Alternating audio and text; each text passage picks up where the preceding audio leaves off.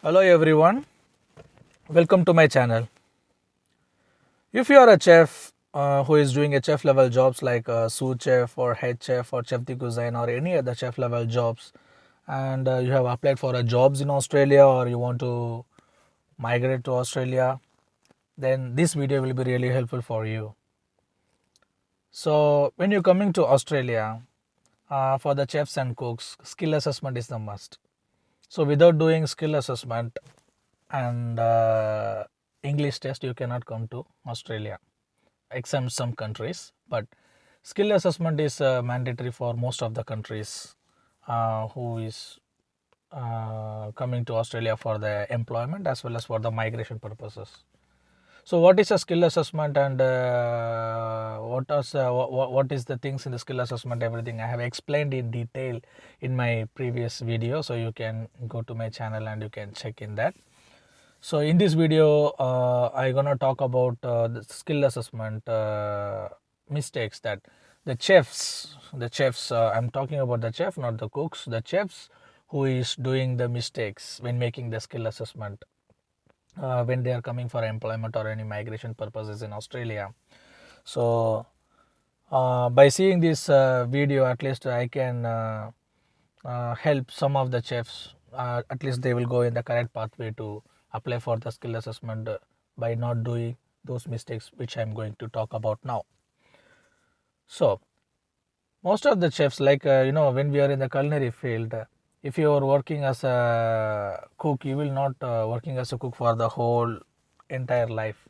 So we are getting promoted from the cook, commis, then to the chef de partie, then sous chef, then head chef, then executive chef, chef de cuisine, and so on. So like that. So if you are doing a chef level job for at least 12 months and you are having a 3 to 5 years of experience in your career, so you can come to Australia for any employment or migration purposes. You can come here as a chef and you can also directly apply for the permanent residency if you are eligible. So whatever you're doing, you have to do the skill assessment. So if you are a chef and you're working for nearly 5 years, I'm telling again and again because this is very important. So if you are a sous chef and above the sous chef level, or you are a head chef the party and who is job responsibilities equal to the sous chef, who is working for nearly 5 years, and now you are planning to apply for Australia for any migration or any employment purposes, and you are going to do skill assessment, please do the certificate 4 level, because there are many levels of certification in the culinary field when you're coming to Australia or doing the skill assessment, like certificate 4 or the chef levels of certifications, and certificate 3 or the cook levels of certifications. If you are a cook, then you can do like certificate 3. In the cook also they need like a 3 to 5 years of experience as a cook, and they have to do the certificate 3 in commercial cookery. That is different. But if you are a chef and you have some experience as working as a chef, and you have to do the certificate 4 in commercial cookery if you are in a commercial field, and if you are cooking in the Asian cookery field, then you have to do the certificate 4 in commercial cookery or Asian cookery field if you are cooking in the Asian cookery. Yeah. So why this is very important is because most of the chefs who is coming to Australia, they may be having lots of experience like 10 years or 12 years or 8 years of experience in their previous job, and now they are coming to Australia. They don't know what is skill assessment. They just go and do the certificate 3 in commercial cookery or certificate 3 in Asian cookery, and they come here for the job. Once they come here, the government cannot allow them to stay in the chef levels of occupations unless they have not done their chef levels of certifications. Because in Australia, if any of the employer is hiring you, or if you are applying for any of the visa category, they will just ask you the occupation. The occupation is very important here, the occupation of cook, the occupation of chef. If you are a cook, you have to be having a certificate 3 in commercial cookery or Asian cookery, plus you have to having a 3 to 5 years of experience. Then you have to working as a cook, and you will be here working as a cook. You will be paid as a cook. You will get visa as a cook. The same thing goes to the chef level of job. If you are working as a chef and if you have done the certificate for in commercial cookery as a chef, then you can come here and work as a chef. You can get paid as a chef. If you are applying for the visa in your future, you can get the visa as a chef and your occupation is a chef.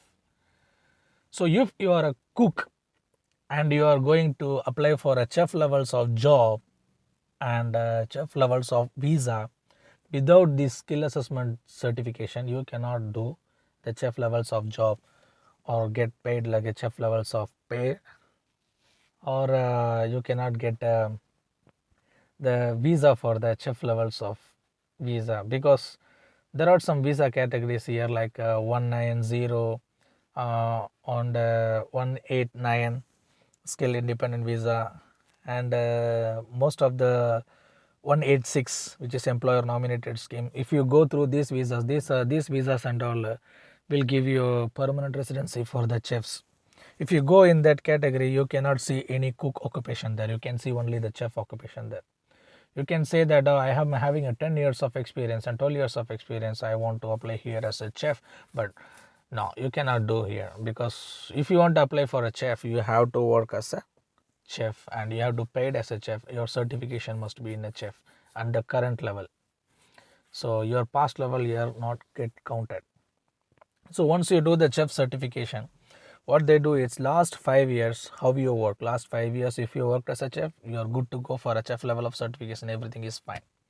But some people might find it easy to do the certificate 3 in commercial cookery. They may be thinking that I can do the certificate 3 in commercial cookery. After coming to Australia, I will do the certificate 4. Then I will keep going on, no problem like that. Either they think like that, or the consultancy or their friends maybe force them to do that, or most of them, they don't know what they are doing. Instead of doing the certificate for the certificate, they just start to come and work here as a cook level job, and they started to work. Then after working 2-3 years as a cook, they realize that I made a mistake. I have to do certificate 4 now, because I was working as a chef. Now I become a cook.